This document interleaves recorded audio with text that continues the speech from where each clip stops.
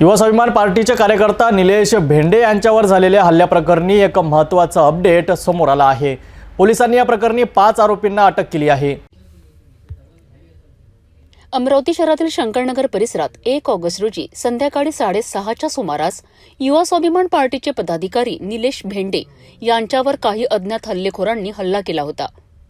या घटनेने शहरात एकच खळबळ उडाली होती।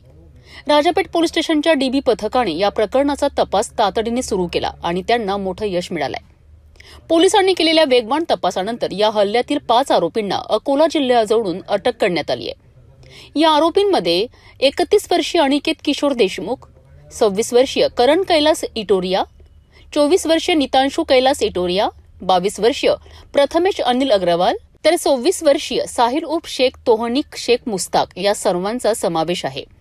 हे सर्व आरोपी अमरावती शहरातील रहिवासी आहेत। राजापेठ पोलीस स्टेशनचे पोलीस निरीक्षक पुनीत कुलट यांनी दिलेल्या माहितीनुसार हा हल्ला व्यावसायिक वादातून झाल्याचं समोर आलं आहे।